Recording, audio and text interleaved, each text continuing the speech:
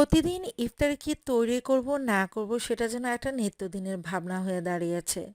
তো অনেক সময় দেখা যায় ঘরে অনেক কিছুই থাকে না, সেই ক্ষেত্রে আমরা দুশ্চিন্তায় পড়ে যাই আজকের ইফতারে কি তৈরি করব। তো ঘরে থাকা আলু দিয়ে কিন্তু ঝটপট আপনারা মজাদার একটা ইফতার রেসিপি তৈরি করে নিতে পারেন। তো পরবর্তীতে চাইলে কিন্তু বিকেলের নাস্তায়ও এই পাকোড়াটা আপনারা তৈরি করে নিতে পারেন। ঘরে থাকা আলু দিয়ে কিন্তু কম সময়ে ঝটপট তৈরি করে নেওয়া যাবে মজাদার এই মুচমুচে আলু পাকোড়া, যা ইফতার টেবিলে দারুণ জমে যাবে, বা বিকেলের নাস্তা চায়ের আড্ডায়ও কিন্তু আপনারা এটা তৈরি করে নিতে পারেন। তো আলু পাকোড়াটা তৈরি করে নেওয়ার জন্য আমি এখানে বাটিতে নিয়ে নিয়েছি 4টা বড় সাইজের আলু কুচি। তো দেখতে পাচ্ছেন আমি এটাকে বেশ চিকন করে কুচিয়ে নিয়েছি। আপনারা যদি চিকন করে কেটে নিতে না পারেন সেক্ষেত্রে কিন্তু গ্রেটারের সাহায্যে গ্রেটও করে নিতে পারেন। আর আমি বটির সাহায্যে এটাকে এরকম কুচি কুচি করে কেটে নিয়েছি।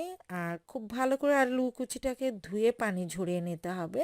এবার এতে দিয়ে দিচ্ছি 2টা বড় সাইজের পেঁয়াজ কুচি, 4 থেকে 5টা কাঁচামরিচ কুচি, ঝালটা যার যার পছন্দ মতো বাড়িয়ে বা কমিয়েও নিতে পারেন। দিয়ে দিচ্ছি 1 চা চামচ পরিমাণ আদা রসুন পেস্ট, সেই সাথে স্বাদ মতো লবণ, হাফ চা চামচ পরিমাণ মরিচ গুঁড়ি, চা চামচের 3 ভাগের 1 ভাগ হলুদ গুঁড়ি, হাফ চা চামচ পরিমাণ এখানে দিয়েছি আমি ধনিয়া গুঁড়ি, হাফ চা চামচ পরিমাণ টালা জিরার গুঁড়ি। তো সব কিছু দিয়ে খুব ভালো করে একটু মেখে নিতে হবে। তো খুব ভালো করে চেষ্টা করবেন মেখে নিতে, যাতে সব কিছু খুব ভালো করে মিক্স হয়ে যায়। এবার এতে দিয়ে দিচ্ছি হাফ কাপ পরিমাণ চালের গুঁড়া, হাফ কাপ পরিমাণ ময়দা, চাইলে কিন্তু আপনারা ময়দার পরিবর্তে এখানে বেসনটাও দিতে পারেন।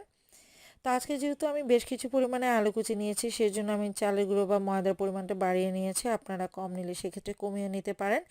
এমন কোনো ধরাবাঁধা নিয়ম নেই যে এতটুকুই দিতে হবে, আপনার পছন্দ মতো প্রত্যেকটি উপকরণে কিন্তু কম বেশি করে নিতে পারেন।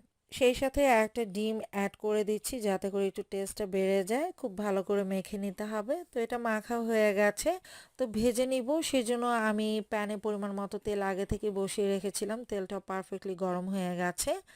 এবার অল্প অল্প পরিমাণে নিয়ে আমি পাকোড়ার মতো করে দিয়ে দিচ্ছি। আপনারা পছন্দ মতো ছোট বড় করে নিতে পারেন। চুলার আঁচ মিডিয়ামে রেখে উল্টে পাল্টে এটাকে ক্রিস্পি করে ভেজে নিতে হবে যতক্ষণ না পর্যন্ত একটা কাঙ্ক্ষিত কালার চলে আসছে। তো লক্ষ্য করলে হয়তো দেখতেই পাচ্ছেন যে এটা খুব সুন্দর একটা কালার চলে এসেছে, আর এটা বেশ ক্রিস্পিও হয়ে গেছে। তো এই পর্যায়ে আমি এই পাকোড়াগুলোকে তুলে নিচ্ছি। এভাবে পরবর্তী ব্যাচে আমি বাকি পাকোড়াগুলো ভেজে নিব। তো আমার সবগুলো পাকোড়াই কিন্তু ভেজে নেওয়া হয়ে গেছে, আর এটা কিন্তু বেশ ভালো লাগে খেতে। তো ঘরে যখনই কিছু থাকবে না, চটজলদি কিন্তু আপনারা ইফতার রেসিপিটা তৈরি করে নিতে পারেন, বা চাইলে বিকেলে নাস্তাও এটা তৈরি করে নিতে পারবেন। আশা করছি রেসিপিটি আপনাদের কাছে ভালো লেগেছে। ভালো লেগে থাকলে লাইক, কমেন্ট এবং শেয়ার করে দিবেন। আর পরবর্তী রেসিপি দেখার জন্য চ্যানেলটির সাথেই থাকবেন। আজকের মতো এখানে বিদায় নিয়ে নিচ্ছি। সবাই ভালো থাকবেন, সুস্থ থাকবেন। আল্লাহ হাফেজ।